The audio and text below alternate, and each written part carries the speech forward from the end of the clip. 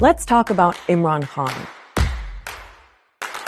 the former cricket star turned prime minister at the center of a political storm in Pakistan. आखिरी गेंद तक मैं मुकाबला करता हूं. He was kicked out of office last year, is now facing more than 100 legal cases, and was briefly arrested in May.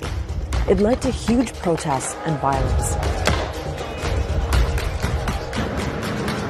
Khan says he's the victim of a conspiracy to force him out of politics for good. What is happening right now is not because of me. People in Pakistan are really divided over Imran Khan. His supporters see him as the only hope for the country, Imran has basically become a prophet of change. while his opponents accuse him of spreading lies and fueling a toxic style of politics. This became a two-way fight of rhetoric of like good versus evil. So who is Imran Khan? Why is he so divisive? And why is politics in Pakistan in such chaos right now?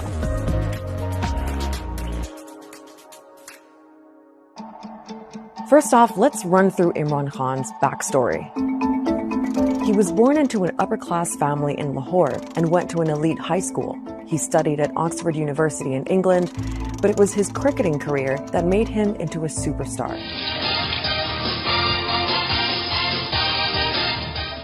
In 1992, he led Pakistan to its first and only World Cup victory, and then retired from the sport. He's easily the greatest Pakistani cricketer of all time. A very glamorous cricketer too. That glamour, of course, brought him to the attention of high society in London. In the early 90s, he was hanging out with rock stars and royalty, and married a British aristocrat. But he was also getting into charity work and raised money to open a cancer hospital in Lahore in memory of his late mother. Here's a cricketer, a public icon, trying to provide free cancer care in a country where this was not accessible for most people. And that then translated into a conversation he had about the role of corruption, improving governance, and then his entry into politics. In 1996, Imran Khan launched his own political party, Pakistan Tehreek-e-Insaf, which means Movement for Justice. He styled himself as an outsider on an anti-corruption mission, but his political career didn't really take off until 2011. That's when he held 2 rallies in Lahore and Karachi. Tens of thousands of people showed up. He was promising to bring a new kind of politics to Pakistan. And 7 years later, that message helped him get elected as prime minister. मैं ये आपके सामने ये pledge करता हूं कि इंशाल्लाह ये एक बिल्कुल आप मुख्तलिफ किस्म की पाकिस्तान में गवर्नेंस देखेंगे. Now, until Khan came on the scene, Pakistani politics was dominated by 2 parties and 2 families. The Bhutto family, which is linked to the PPP, and the Sharif family linked to the PMLN. That's the party of the current Prime Minister, Shehbaz Sharif. For years, the 2 sides have been alternating in power, a pattern that Khan was determined to break. To demolish what he called the grip of dynastic politics in Pakistan. He's very popular among young Pakistanis who do not see the old guard as being representative of their ambitions and aspirations. He's also popular among middle and upper middle and elite classes. They are of the view that Pakistan have been harmed by the politically corrupt elite for too long, and Imran is our hope. Now, there's another layer in Pakistan's politics that you need to know about, and that's the military. Since Pakistan's independence in 1947, there have been several military coups, and generals have ruled directly for 33 years in total. But when there's been a civilian government, the military still plays a big role behind the scenes. They have like such a strong influential meddling going on that no government in Pakistan really gets formed without their involvement.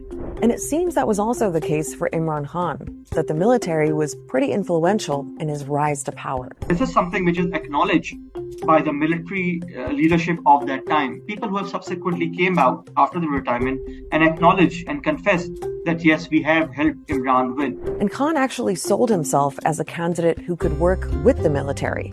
They were seen as being on the same page. The constant struggle and tension between civil and military establishments in Pakistan was something that people expected would end with Khan coming into power. But it didn't. Here's what happened.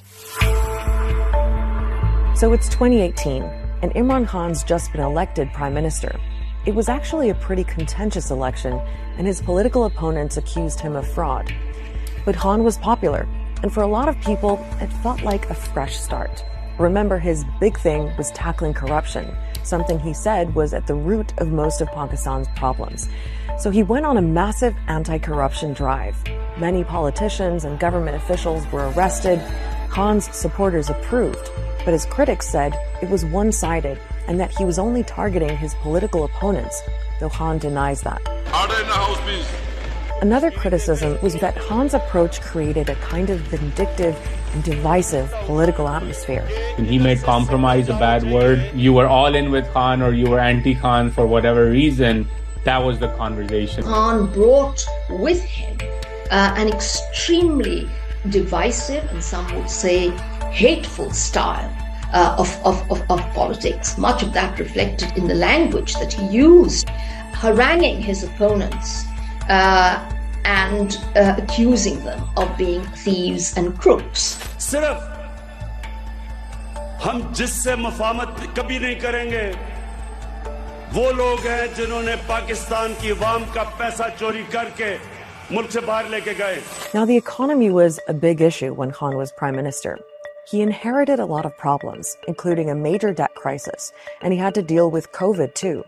But the bottom line was that living conditions for most Pakistanis didn't improve under Khan. Inflation soared and the value of the currency fell. As the economic stress mounted, people sort of began questioning, what this hope and change mantra was all about. And I think that began to then erode his popularity. Overall, your democratic, your human rights, these things were being impacted. Politicians were thrown in jail, things like that. But economy was also being impacted. And along with these things, Imran's relationship with military also started fracturing. Now, it's hard to know exactly how Khan's relationship with the military broke down because this is behind-the-scenes kind of stuff. But strains developed after a couple of years with Khan as prime minister. It seems the military wasn't happy about the way things were looking. The economy was in bad shape. And on foreign policy, Khan seemed to be going his own way with a more anti-Western approach. There was a reported disagreement, too, over the intelligence chief, who was supposed to leave his job after 3 years, as per military policy, but Khan wanted him to stay.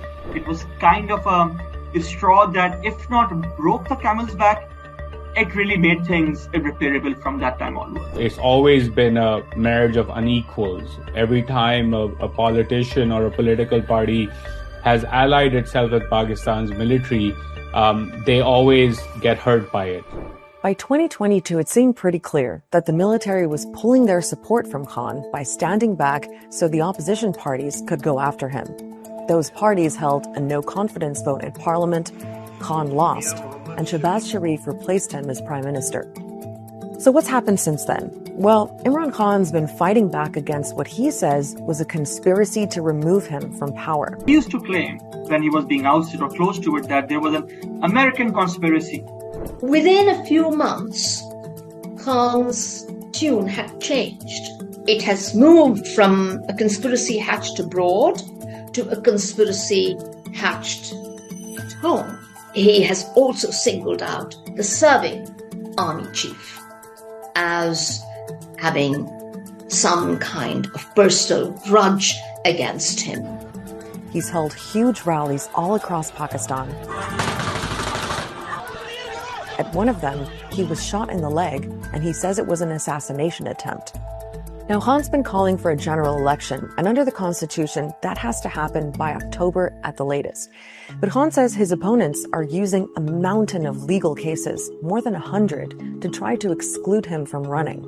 Every other day, there's some sort of case which comes up in a court appearance. They include all sorts of allegations, from corruption to terrorism, even attempt to murder. The military establishment, they're too scared for elections because they're scared I will win. So because of that, they're doing everything to make sure that I get out of the race. Being convicted on any one of these would lead to his disqualification, which is, I think, what they are trying for. It all got pretty dramatic in May, when Khan was arrested in connection with one of the cases. Anger against the arrest of Imran Khan has turned into violent confrontations. Tear gas shells have been fired at this crowd, blocking the main highway towards Islamabad. These are the protesters, and that in the distance is the police line. And since that violence, thousands of people linked to Khan's party have been detained, including senior leaders. An absolutely massive crackdown. Undeniably, the state has really come down hard on Imran and his party in a very brutal manner. The government is using similar tactics that he tried to use against them, and it's taken things to the next level. To his supporters, Imran Khan is the ultimate political victim. And everything that's happened in the last year or so has actually boosted his popularity. ये लोग जितना उसको दोबारा ना अल्लाह उसको ऊपर ला रहा है, अल्लाह इज्जत दे रहा है उसको, अल्लाह लाने वाला है. जो खान साहब कहते हैं बिल्कुल सही है, हम तो अपने लीडर के साथ हैं. By all accounts, Imran Khan today is Pakistan's most popular politician. I think there is agreement that if elections were to be held tomorrow, he would win. So Imran Khan is as popular as he's ever been. And disillusionment with the current government of Shehbaz Sharif probably has something to do with that. There's a full-blown economic crisis. Pakistan is running out of foreign currency and could soon default on its debts if it can't secure more loans. And millions of people are still dealing with the aftermath of last year's floods that left a third of the country underwater. So while this brutal political fight is going on, there are so many other urgent problems stacking up. 4 million people just over a few months have fallen below the poverty line. And I don't think any segment of elite society, politically or institutionally in Pakistan, and that includes the military, has an answer to solving these problems. And that's the real tragedy here. Complete chaos happening. And it's easy to blame Imran Khan for it, or military for it, or this class or that class. And all of these allegations have partial merits. But ultimately, the people who are suffering are the people of Pakistan, the country as a whole. Check out our last explainer on why Arab countries are cozying up to Syria's President Bashar al-Assad. And don't forget to subscribe so you don't miss the next episode of Start Here.